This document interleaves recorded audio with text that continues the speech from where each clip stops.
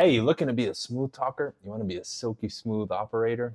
I got you. All right. Today, this is what we're going to talk about. I'm going to jump right in. I'm going to give you some basic tenets or laws of this thing, and then we'll break it down. Okay. Number one is this: when you want to be a smooth talker, it's not the words that you say. So it's not like a script that I can give you, because one of the main principles, and you'll develop this through experience and repetition, which we're going to cover at the end how to do that. The smooth talker, again, it's not what they say, it's based on the moment. They typically have the best response or the correct response. Because every action that we take, especially in communication and dealing with people socially as human beings, we're either going to attract the person more or repel them. There's really no neutral thing that we can do. It's either going to slightly or extremely repel somebody, or slightly or extremely bring them in more, attract them. And when I say attraction, I'm not talking passion, sex, and all that. I'm just talking about bring them closer. Think of a magnet. Magnets are either going to repel each other or attract each other. Okay? That's what we're talking about here. What's up, buddy? So the smooth talker is saying the right thing at the right time, and it's not the words. And I'm bringing that up because a lot of people confuse that, and they think, well, tell me what to say. That is important to a degree, but remember, words are only 7% of our communication. 65%, the overwhelming majority, 2/3 of our communication is body language, physiology. So saying the right word with the wrong body language isn't going to do anything for you. So number one is that, right? The moment and what they do, it fits. Okay? Number two, the person who's a smooth talker, right, walks around with an extreme detachment to everything and everyone around them. And what I mean by that is this: they're going to do what they do and they're unaffected. They don't care if you validate what they have to say. They don't care if you reject them. And yes, even the smoothest of smooth talkers at some point get rejected, and they're not batting 10 for 10. Nobody in sales or, picking up girls on the street or, just an entertainer, nobody's perfect. Nobody bats 100%. Any of them will admit it to you, okay? Nobody's perfect. But they're not walking around worried about that. They're detached. Now, why is that important? Well, when you're detached, you move freely. And this is what people miss. You will say what you want to say. You will move how you want to move. You'll comment on things. You'll speak up. You'll know when to take a step back. You'll move forward and take action when you want. You move on your terms based on what you want to do. Everyone else who doesn't have that detachment or that freedom from that is suppressed by their environment and the people in it. They're in their mind, they may want to go talk to somebody, but they don't. Right? You're suppressed there. I made another video talking about expression, how the internal representation of that and the external, where it doesn't match, you suffer. Well, these people, the smooth talkers, they don't have to deal with that because they've worked on this. Now, part of that, one of the anchors in that, one of the pillars is that you have to free yourself of other people's criticisms and judgments and their ideas or opinions or whatever. Why? Because if you don't, you're going to suppress your movement and your speech. You're going to be afraid. You're going to respond to everything. If somebody gives you a negative response, like a non-favorable response, maybe they're rude to you or something like that, you're going to flinch or you're going to react a certain way versus just proceeding like the smooth talker would. Okay? That's number two. Number three, a smooth talker is always winning based on how other people perceive them, meaning they're in a good mood. They're relaxed. Most of the time, they'll be again, if you look at the emotional tone scale, they'll be up near the top.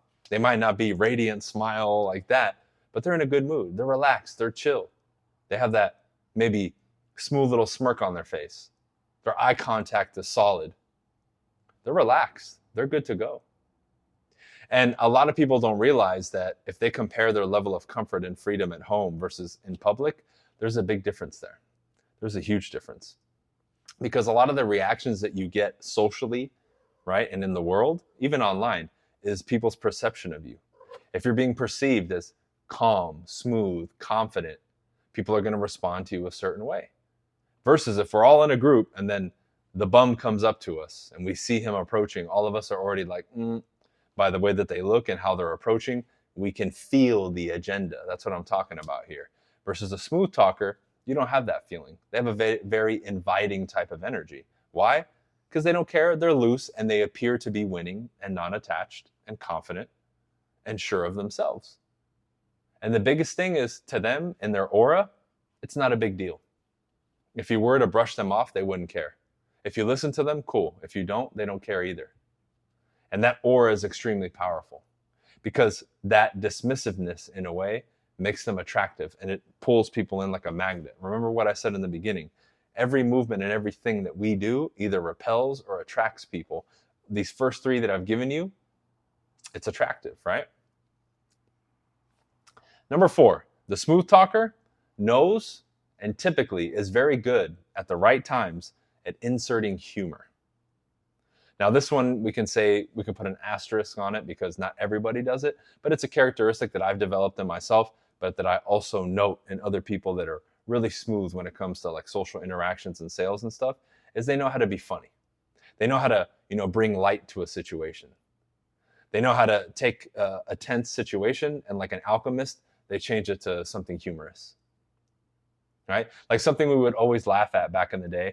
And like I remember a comedian, Russell Peters, right? Phenomenal. If you don't follow him, follow him. He's from Canada. Amazing. He just cracks on everybody. But one of the funniest things is he does like the Indian accent, and he does it phenomenal because his family's Indian, but it's the butt of a lot of, the jokes that he does about Indians. But he made a joke one time where he talked about, and it'll make a point here to what I discussed. He said, dude, if you want to lighten the mood, just pop in the Indian accent. All the tension's gone. And then he talks about like a scenario where it's like, picture a serious courtroom drama, all right? And then he gives the example, and then the lawyer suddenly busts out and does the Indian accent, and everybody laughs. So a smooth talker can do that, right? They know how to make people laugh, make light of the situation. They know how to cut tension. Because a lot of times, one of the most attractive things that we can do as a communicator and as a storyteller, right, if you're a smooth talker, is taking people through like a wave of emotions. Boring from an emotional standpoint is monotone. This is why most of you hated school. The teacher came in and said, okay, students, open up page 5, da, da, da. But if you had a teacher where the class you didn't even care about, or the subject, but the teacher was more animated and they were more up and down, right? They maybe moved your emotions a little bit more. That was probably your favorite teacher, or at least the most memorable, right? Well, that's the principle that we're talking about here. Many of you come to me because of that, right? You can watch my videos about this stuff and you're like, oh, it's a lot more engaging, even though I don't have all those fucking pop-ups and edits. Why? Because I'm more dynamic as a speaker. So they're masters at doing that. They know how to cut the tension, but it's not just cutting the tension, it's varying and moving people on that emotional tone scale. From laughing to more serious, to more calm, to surprise, right? And they can just move you all over the place. But a lot of that has to do with the delivery of the speech. And they're really good at doing that. So one of the next points, but that's also tied into this, but also a separate one, is typically smooth talkers are phenomenal at telling stories. Because when I tell a story, I hijack your mind for a second. I hijack your mind's eye. Why? Because as I'm describing things, if I'm a really good storyteller, you forget that you're in this moment and now you're in your head picturing things. You're picturing the story that I'm describing to you. And if I'm a master, I know how to tell the story in a way to elicit particular emotions in you. Right? Which, again, to that previous point, gets your emotions. And then the climax of the story. And it was sad, and then it was happy, right? But I move people with those words. And the cool thing about storytelling is it's encoded into our DNA, because that's how we used to pass down knowledge and wisdom, from one generation to the next. But it allows people, right, to escape that current moment. And it's almost like watching a movie. And you get lost in the experience if they're a good storyteller. And it's always interesting too. And people are interested in it. They want to talk about it. And again, because that's not the norm, most people aren't phenomenal storytellers. When you're finally around somebody who's really telling like a gripping story or something interesting, you're all ears. I hear that a lot from the people like on my coaching program and my team when I do trainings. They say, oh man, because I'll end it. I'm like, okay, it's been like 2 hours. They're like, whoa, it's been 2 hours. It felt like, 10 minutes. There you go. It's because what we're talking about, the story or whatever the subject matter is, the communication is flowing in a way where they lose track of time, right? Because that would be another point, is a smooth talker. allows you to be lost in the moment. What they do is so engaging and so interesting that you're just captivated by it. Not consciously, it's subconscious. Part of it, and this could be a separate point too, would be smooth talkers make people very comfortable. So without them realizing it or not, because I'm sure a lot of smooth talkers aren't really necessarily aware of the intricacies of body language and tonality and all that. Maybe they do naturally, but they couldn't like explain it to you. They know how to use the right tonality in those moments. Their body language is usually on point, and they create an experience where people are lost in it, but they're also comfortable. And when you can make people comfortable, which is one of the toughest things to do in conversation, in social settings, like making people totally comfortable. If you can do that, you've opened up the door to Pandora's box when it comes to this thing, because people would just be eating out of the palm of your hand. You have to make people, I've been talking about that one for years, whether it's being a smooth talker or sales or anything else. You really have to learn to become somebody who can elicit comfort in other people, like immediately. If you can do that, you'll be super, super good. So those are some. I could list so many more. Now, let's get into the other side. When you ask me, well, Bryan, how do I become a smooth talker? Well, here you go, right? Storytelling is a big one, but the social aspect for you, the conversational aspect, the communication aspect has to be exercised by you. You have to use it, right? If you're not used to going out and talking to people and doing these things, it's going to be very difficult for you to really pick up some of these things, because a vast majority of this is experience, right? But we need to look at it two ways. You have the technical aspect, which is some of the things that I'm describing to you, but then you have the application, the execution aspect, the experience aspect, meaning you're out there doing these things. So if right now you're starting from zero and you're not that smooth, well, the first thing you need to do is get out there and start talking to people. And first, start in places that you already go. If you go to the barbershop, start chatting up your barber more. If you go to meetup groups, right? You go to a music class, a martial arts studio, you take your kids to, I don't know, the soccer game, right? The athletic stuff. Start being more social there so you can really start to get comfortable in an easier way, just talking to people. Because that's what we want to do. We want to get you comfortable there. Then we want to step you up to maybe approaching strangers, going to networking events, places where there are new environments and people that you don't know, to start that process. Now, if you want an interim there between like random people on the street and then people that you know, talk to people who like work at stores, people who are greeters at Walmart or the restaurant, waiters and waitresses, because again, they're paid to be in customer service and they have to talk to you. But that, even though that's the case, you'll at least get used to talking to strangers, and it's a little bit easier. It's a step down from talking to a completely random stranger, right? The next thing you need to do, if you haven't already, is immediately sign up to Toastmasters. That's a public speaking organization that teaches you and works on your public speaking skills. That's going to help you a lot, because they're going to sharpen up your speech. They're going to put you up in front of people. You're probably going to be nervous, and they're going to grade you, and it's going to force you to get up in front of a crowd and speak, right? And Toastmasters is super cheap, right? Now, if you are really serious about this, I recommend you get on some coaching and training to really help you develop your communication skills, right? I do it. I'm sure there's a million people that you might follow that do it too. Choose one. But again, that's only if you're like super, super serious about it, because then we'll provide structure and accountability. We'll be able to help you. We'll give you specific things, and it'll really take you down that route with specific assignments, knowledge, homework, and that kind of stuff, right? But that's only if you're like super dedicated. For most people, they're just watching the video and they just want a couple tips, right? Other than that, this is the next thing that I would do. I would ask people close to you in your life, maybe your parents, your family, your friends, and ask them, hey, from a social standpoint and character standpoint, how do you view me? And see, like, do you view me as a good communicator, a bad communicator, shy, introvert, average, normal? Like, what do you view me as? And ask a lot of people, and ask them to be brutally honest with you and see where you're at. Because the reason I'm asking that is a lot of people believe they're up here when in reality they're down here. And the reason I'm asking you to ask multiple people and for them to be super honest with you, just tell them, hey, you're not going to hurt my feelings, right? I'm working on my communication, and I just kind of want to know where I'm at now. Have them be brutally honest with you, right? Set them up like that, and maybe they won't be totally honest with you, but hopefully enough, especially if you trust these people, right? And then ask some other people who maybe are acquaintances that you don't know that well to kind of grade you and let you know where you're at. If you do that, that'll be a good kind of starting like point, right? You know where you're at, right? You've already done some of these introductory talking to people types of things. You signed up for Toastmasters, so it's going to improve your speaking ability, storytelling ability, right? Now we're getting the juices flowing in this. The next step now would be to start setting challenges for yourself.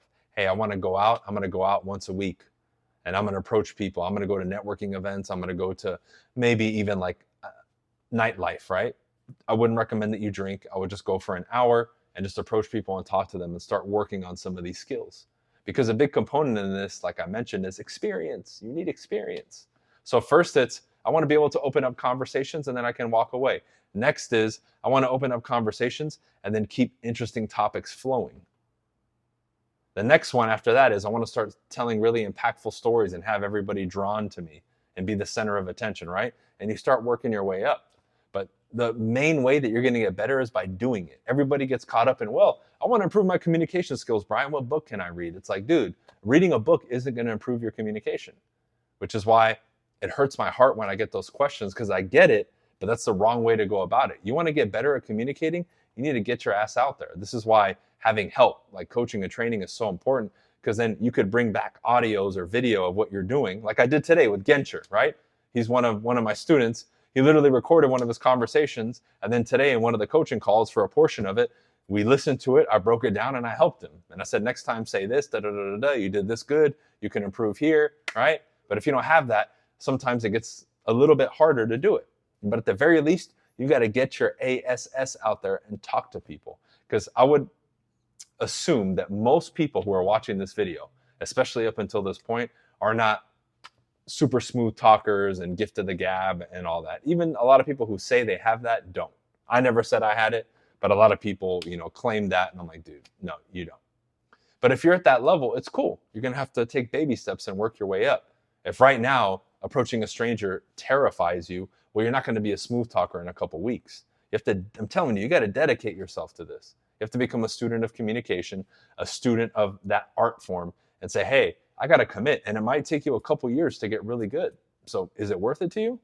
Because it might affect your career, your relationships with your family, romantic desires. It affects all of those and makes it way better. But see, the trade-off is you got to sacrifice a lot and dedicate yourself. Do you want to do that? But that in a nutshell pretty much is some of the starting building blocks that you can take, and some basic information on what it's like to be a smooth talker. If this is something that you guys enjoyed, let me know. If you're still watching, I can do a part 2 and make this a series if you'd like, if I get enough comments and likes and that kind of stuff. That's how I'm going to gauge these things, right? If you want me to expand on a topic or do another video, do 2 things. Leave a like and then leave a comment. The more likes a video has and comments, then it's like, okay, then maybe the subject matter is what people are really interested in, and I can keep doing it for you. All right. Also, I have a bunch of free resources in the description, as well as my website if you wanted to check any of the paid stuff out. But the free resources are a lot of stuff for sales and communication that you can grab that are 100% for free. All right. Remember, being a smooth talker, you're not born with it. You develop it. Some people developed it with how they were raised and how they were exposed to maybe people who forced them to socialize, and it made them naturally into more of a smooth talker. But nobody's born out of their mother's womb already a natural and smooth talking, all that stuff. You got to develop it. Everybody who knew me would tell you I'd be the last person that they would expect to be a smooth talker, and look at me today. All right, so I'll see you guys.